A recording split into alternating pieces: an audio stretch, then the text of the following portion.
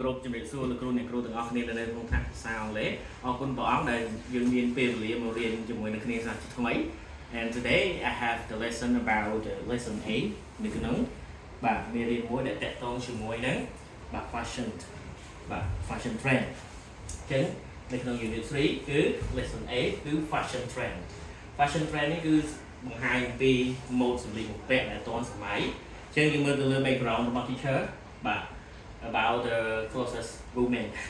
women clothes អញ្ចឹងតកតងជាមួយនឹង mode បាទនៃសម្លៀកបំពាក់របស់បងស្ត្រីឬក៏កញ្ញាអញ្ចឹងបង្ហាញពីការច្នៃប្រឌិតណា creative តោះអញ្ចឹងយើងនឹងមើល lesson A fashion trend របស់យើងគឺយើងមានពី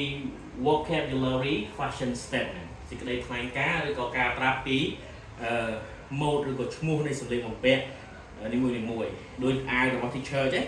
អង់គ្លេសគេហៅថា t-shirt ដល់សំទោសគេហៅថា shirt បាទ t-shirt គឺជាអាវយឺតដៃខ្លីចឹងទៅអញ្ចឹងវាមានឈ្មោះរបស់វាណាសូម្បីតែខ្មែរយើងក៏មានអាវសាច់កំណាត់អាវយឺតអីចឹងទៅ You got it បាទ I hope you understand តែអញ្ចឹងនៅក្នុង fashion statements យើងមានបាទ1 2 3 4 5អញ្ចឹងយើងមាន5 statement ដែលយើងទៅរៀននៅក្នុងថ្ងៃនេះ the book and the first is the shoes is always សំដៅ shoes always plural អញ្ចឹងយើងប្រើ are ណា shoe ស្បែកជើងណាបាទ clothing ណា clothing ក៏បានមួយទៀតគេហៅថា clothes ក៏បាន clothes ក៏បានណាអញ្ចឹង clothing ណាសម្លៀកបំពាក់ eyewear បាទ eyewear អ្វីដែលយើងពាក់នៅលើភ្នែកបាទ eyewear ដូចជា glasses អូខេ hair styles បាទអ្នកខ្លះគេហៅថា styles ណា hair styles អានឹងចុងក្រោយ the last one jewelry ណា jewelry អូខេ shoe clothing eyewear hair styles jewelry អញ្ចឹងមានស្បែកជើងសម្លៀកបំពាក់សម្ភារៈដែលពាក់នៅនឹងភ្នែកបាទ mode សក់បាទ style របស់ mode សក់អញ្ចឹងទៅមានឡុងសងមានអីចឹងទៅណាមាន pay up មាន mode មាន highlight សក់គេហៅថា hair styles ហើយនឹងគ្រឿងអលង្ការ jewelry តោះអញ្ចឹងយើងមើលនៅក្នុង shoe យើងមាននៅក្នុង unit 3 របស់ teacher គឺមាន high heels បាទ high heels អញ្ចឹងកន្លែងនេះគឺ always plural ទាំងអស់គឺយើងបំពាក់ letter S នៅកតុយទាំងអស់ដោយសារតែវាគឺមានមកគូណាស្បែកជើងមានមកគូដែរអូខេអញ្ចឹង high heel មាននិយាយទៀត sandal បាទអញ្ចឹងអ្នកនរនេះធ្លាប់ទៅលឺដូចជា flip flop ដូចជាពួកស្បែកជើងបាតាគេហៅថា shoe ប៉ុន្តែវាមានឈ្មោះរបស់វាទៀតអញ្ចឹង high heel ស្បែកជើងរបស់មនុស្សស្រីដែលជើងកែងអញ្ចឹងទៅយើងនឹងទៅមើលរូបភាពទាំងអស់គ្នាក៏ថា teacher នឹងពិពណ៌នា describing about the fashion statement table ណាអញ្ចឹងយើងមាន leather jacket បាទយើងមាន uniform អញ្ចឹងសិនតែជា clothing តើយើងមើលអ្វីដែលពាក់នៅភ្នែកមាន contact lenses បាទហើយនឹង glasses hairstyle យើងមាន dye hair យើងមាន ponytail jewelry យើងមាន bracelet ហើយនឹង earrings ណាក្រវិលតើឥឡូវយើងទៅមើលរូបភាពដំបូងគេដែលយើង teacher មានជា vocabulary មួយដែលតកតងជាមួយនឹង bracelet បាទអញ្ចឹង bracelet របស់ teacher គឺជាខ្សែដៃអញ្ចឹង bracelet គឺមានខ្សែដៃនៅដែលយើងពាក់ហ្នឹងអញ្ចឹង teacher give example ឲ្យហាត់តោះ example Dara used to have a bracelet អញ្ចឹងខ្ញុំឬក៏ជា Dara គឺធ្លាប់បានប្រើប្រាស់ខ្សែដៃពីមុនមកអូខេ Dara used to have a bracelet បាទអញ្ចឹងមានន័យថា bracelet អីគេមិញខ្សែដៃតោះ number 2 contact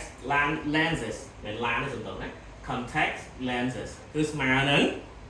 បាទអីទៅបាទយើងមើលរូបភាពនេះយើងមានផ្នែកបើសិនមែនតើគេហៅថាផ្នែកជ័រឬក៏ផ្នែកសិប្បនិម្មិតកែវភ្នែកហ្នឹងដើម្បីអ្នកខ្លះគេមិនញោមអីគេអាចពាក់បាទដើម្បីកុំគេខ្ជិលពាក់វ៉ែនតាអញ្ចឹងនៅថ្ងៃពិសេសរបស់គេអញ្ចឹងទៅថ្ងៃមង្គលការថ្ងៃអីគេអត់ចង់ពាក់វ៉ែនតាវាអត់ស្អាតអញ្ចឹងយើងអាចពាក់លែនមញោឬក៏ពាក់លែនពណ៌បាទស្រីអញ្ចឹងគេអាចពាក់លែនពណ៌ខៀវពួកអីហ្នឹងទៅណាដើម្បីជា fashion របស់គេបាទអញ្ចឹង contact lenses គឺជាផ្នែកសិប្បនិម្មិតមួយដែលយើងអាចពាក់ទៅលើផ្នែកស៊ីនផ្នែកដែលព្រះអង្គបង្កើតឲ្យយើងណាបាទអញ្ចឹងគឺមាន example មួយ she didn't used to wear a contact lenses សុំទោសម្ដងទៀត she didn't used to wear contact lenses នាងពីមុនមកនាងមិនដែលធ្លាប់ពាក់កែវភ្នែកសម្បត្តិនិមិត្តហ្នឹងទេអូខេចឹងឥឡូវហ្នឹងអាចថានាងពាក់ដែរតោះ high heel ដែលអ្វីដែលយើងនិយាយមិញគឺ talking about this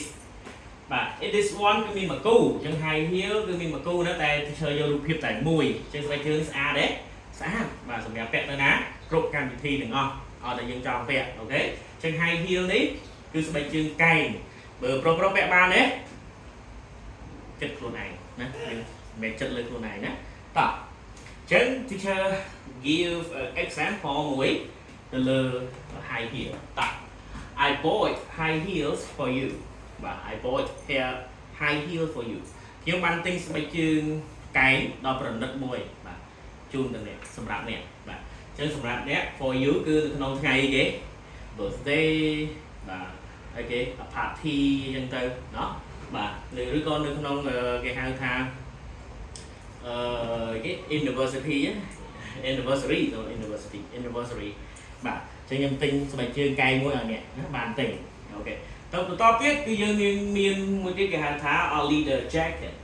a leather នេះគឺស្មើនឹងស្បែកអញ្ចឹងយើងហៅ jacket អាវក្រៅអញ្ចឹងអាវក្រៅគឺផលិតដោយស្បែកនេះវ៉ាវស្អាតមែនតើណា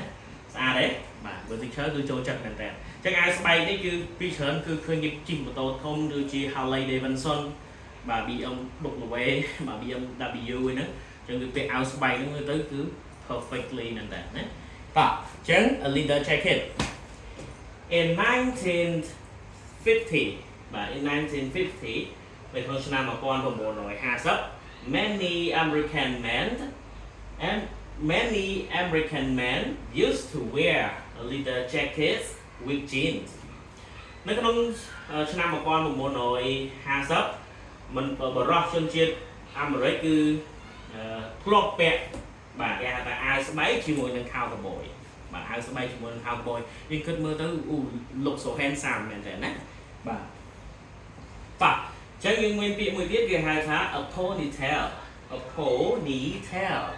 បាទ ponytail កន្លែងនេះគឺស្មើនឹងសក់ដែលគេចងបែបស្រីដូចជាសិស្សរបស់ខ្ញុំចង់ឲ្យពួកគាត់ចងសក់បែបនេះ